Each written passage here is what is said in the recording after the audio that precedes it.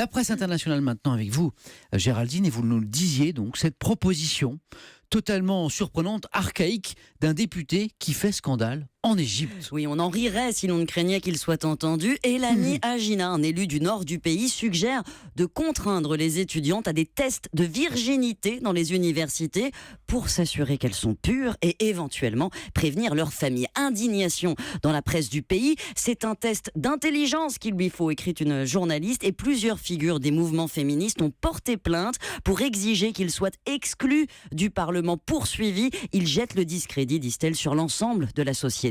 Test d'intelligence pour le député, c'est pas mal ça. Alors les élites égyptiennes le ridiculisent, on le voit bien. Géraldine, ça c'est plutôt rassurant. En un sens, oui, mais sa proposition ne sort pas de nulle part. Elle visait à répondre à un phénomène qui inquiète vraiment en Égypte, l'explosion des mariages secrets. On les appelle les mariages ourfis. Les jeunes n'ont en fait plus les moyens de payer les milliers d'euros d'un mariage traditionnel. Le salaire moyen stagne à 500 euros depuis la crise.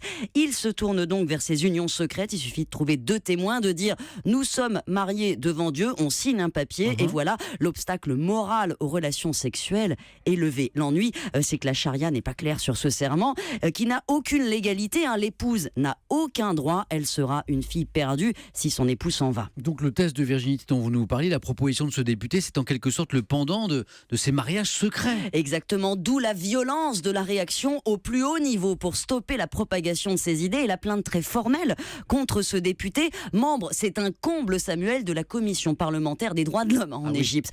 Il n'en est pas à son coup d'essai. Le mois dernier, alors que le Parlement venait de voter une loi pour renforcer la lutte contre l'excision, il estimait, c'est hallucinant, que cette mutilation était au contraire très utile pour atténuer la libido des femmes et compenser l'impuissance des hommes égyptiens qui sont des gros consommateurs de Viagra. Très loin quand même. Voilà, vous voyez l'esprit tordu, tout le monde s'est moqué de lui dans les médias. Il n'empêche, il est au diapason d'une partie de la société. 90% des femmes en Égypte ont subi une forme de mutilation sexuelle. Donc la plainte contre lui prend tout son sens. Ceux qui l'ont déposé le savent, l'islamisation des esprits passe aussi par ce genre d'excès. Voilà pour cette polémique, cette incroyable polémique en Égypte.